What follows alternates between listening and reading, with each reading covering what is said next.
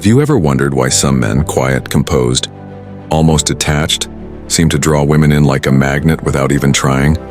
Why the guy who isn't loud, flashy, or desperate for attention somehow ends up being the one women obsess over? It's not magic. It's not luck. It's the Stoic mindset. And if you learn to live by these 10 Stoic principles, not only will women start chasing you, you'll no longer feel the need to chase anyone. But before we dive in, I want you to do 3 things that can transform your love life. Subscribe to this channel, like this video, and watch until the very end, because what you're about to hear can completely shift the way women see you, and more importantly, how you see yourself. Let's begin. There's a story of a man named Marcus. No, not Marcus Aurelius, though we'll get to him. This Marcus was your average modern man. Smart, kind, but invisible to women. He'd bend over backward to be liked. He thought if he was nice enough, responsive enough, agreeable enough, women would love him, but they didn't. He watched as women chased men who didn't seem to care, men who didn't try so hard, men who seemed centered. One day, Marcus stumbled upon the ancient philosophy of Stoicism. At first, he thought it was just about being emotionless or tough, but as he read deeper, something shifted. He began applying these ancient principles, not to impress women, but to master himself. And that's when everything changed, because when you stop chasing and start becoming, the world takes notice. So here are 10 Stoic principles, the very ones that transformed Marcus into a man women chased, and they can do the same for you. Number 1, control what you can, let go of what you can't. Let me ask you something real. How many times have you checked your phone? Heart pounding, hoping, no, praying for a message from her? That little bubble of anxiety forming in your chest? That knot in your stomach when she leaves you on read for hours? You start overthinking. Did I say something wrong? Should I have waited longer to reply? What if she's not interested anymore? That kind of mental chaos, it can tear a man apart. I've been there too. Most of us have. We give someone else the keys to our peace of mind, and then wonder why we feel powerless. But here's the truth I had to learn the hard way, and maybe you do too. You don't control her. You never did. You can't control her thoughts, her feelings, her reactions, or her past wounds. What you can control is how you respond, how you carry yourself, what you choose to focus on when the silence is deafening. That's what Stoicism is about. It's not about being emotionless. It's about channeling your emotions toward things that are actually within your grasp. When I started to apply this principle, my entire life changed. I stopped trying to manage other people's moods, stopped obsessing over why she didn't text back, stopped trying to manipulate the outcome of every interaction. Instead, I asked myself, did I show up with honesty, integrity, calm energy, confidence? If the answer was yes, then that's all I needed. You see, the moment you let go of trying to control her is the moment you start controlling you. And when a man is in control of himself, his energy shifts. He becomes centered, present, whole. And you better believe women feel that. They're drawn to it. Because it's rare. Let go of what you can't control, my brother, and you'll discover the kind of freedom most men never taste. Number 2, practice voluntary discomfort. Let me tell you something that sounds counterintuitive. You want to become attractive? You want to be the kind of man women chase? Then stop seeking comfort and start choosing discomfort on purpose. Now hear me out. Seneca, one of the great Stoic minds, practiced sleeping on the floor, wearing rough clothes, going without luxuries, not because he was broke, but because he wanted to train his soul. He wanted to prove to himself, if I lose everything, I can still stand strong. That idea hit me like a freight train, because most of us, we're soft. We wake up late, hit snooze 3 times, scroll for an hour, then wonder why we feel unmotivated. We chase ease, convenience, pleasure, and we pay for it with insecurity, anxiety, and lack of direction. When I started taking cold showers, fasting once a week, waking up early, pushing my limits at the gym, not for aesthetics, but to build grit, something wild happened. I stopped feeling needy. I stopped fearing rejection, because deep down I knew I can handle anything, a kind of inner power. That's what women notice before you even speak. They see it in your posture, they hear it in your voice, they feel it when you say no to things that don't align with your values. Voluntary discomfort builds silent confidence, and silent confidence is the most attractive trait a man can have. So stop avoiding the hard things Start choosing them, because the man who walks into the fire willingly becomes the fire. Number 3, respond, don't react. You ever get ghosted? Of course you have. We all have. And what's the first thing that happens? Your heart starts racing. Your mind spirals. You want to send a message. You want to ask her why. You want to react. I've been there. I remember this one girl. I thought things were going great. We had deep conversations, flirted back and forth, even talked about the future. Then suddenly, silence. Days went by, nothing. I wanted to text her something clever, or angry or sad, or all three. But then I remembered what the Stoics taught me. Reacting is the slave's way. Responding is the master's. So I paused. I breathed. And I told myself, you don't owe her a reaction. You owe yourself peace. That pause, that space between stimulus and response, that's where your power lives. Most men lose it there. They fire off emotional texts. They get passive-aggressive. They spiral. But you don't have to. When you feel the fire rising in your chest, learn to sit with it. Let it pass. Then act from clarity, not chaos. And guess what? When you don't react, when you stay calm, grounded, and unbothered, people take notice, especially women. Because while most men are emotionally volatile, you become emotionally intelligent. And that kind of maturity, it's rare, and rare is irresistible. Number 4, embrace the present moment. Let me be honest with you. Most of the pain we experience in dating, it doesn't come from the woman. It comes from our own minds. We're either haunted by the past, she reminds me of my ex, and I can't go through that again, or we're obsessed with the future. I hope this turns into something real. What if she's the one? But the present? We miss it entirely. I used to be that guy. On dates, I'd sit across from a beautiful woman, smiling and nodding, but I wasn't really there. I was too busy wondering if she liked me, if I was saying the right thing, if this would lead to something more. And in doing so, I missed the actual connection. That's why Stoicism teaches us to be here now. Marcus Aurelius wrote, "Confine yourself to the present." When I started doing that, when I stopped trying to control where things were going, and just focused on being fully present, my interactions shifted. I started actually listening, laughing freely, observing her energy, enjoying the moment. And something crazy happened. Women felt more seen, more heard, more safe. Because when you're truly present, you make people feel alive, and they want to come back to that feeling over and over again. So the next time you're with a woman, stop running a mental checklist. Drop into your body, look her in the eyes, hear her words, not just her voice. Because the present moment, that's where attraction lives. That's where you live. Number 5, master your emotions, don't suppress them. Let's clear something up right now. Being stoic doesn't mean being cold. It doesn't mean shutting down, bottling things up, or pretending you're not human.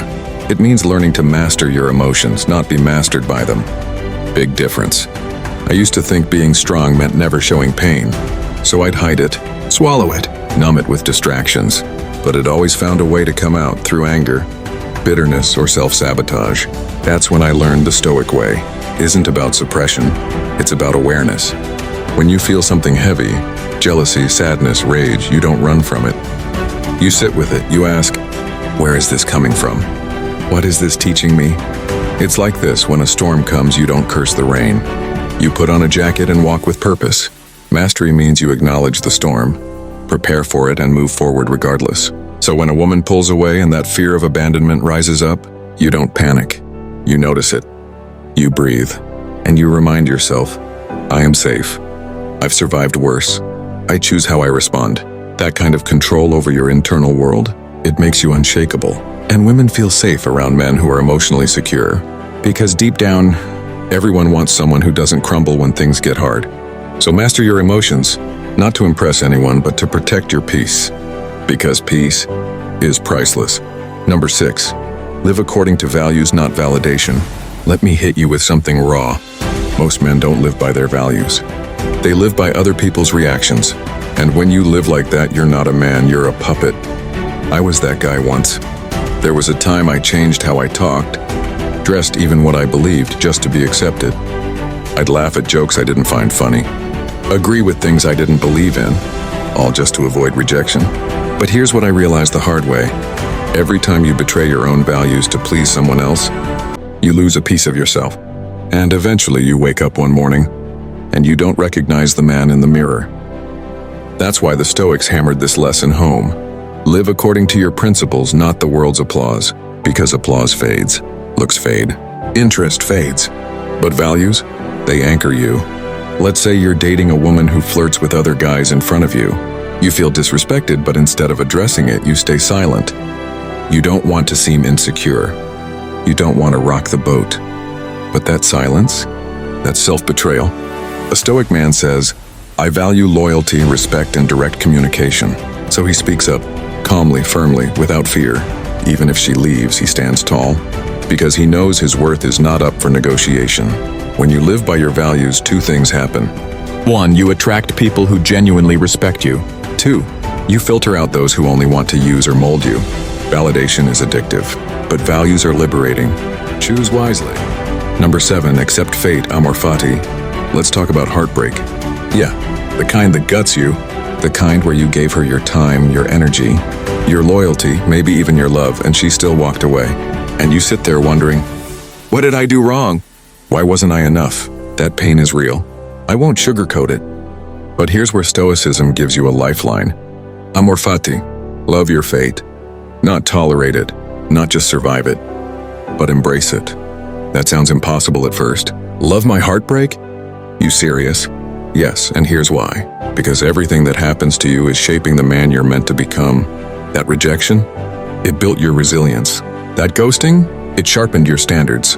That betrayal? It forced you to set boundaries. When I started viewing life this way, I stopped playing the victim. I stopped resenting the past. And I started growing from it. Amor fati isn't passive acceptance, it's active empowerment. You say, this didn't happen to me. It happened for me. So the next time a woman walks away, or life hits you with something unexpected, don't curse it. Study it, extract the lesson. Use it to level up. Because once you love your fate, you become unstoppable. Number 8, memento mori. Remember you will die. Let's get heavy for a second. One day you and I will both be gone.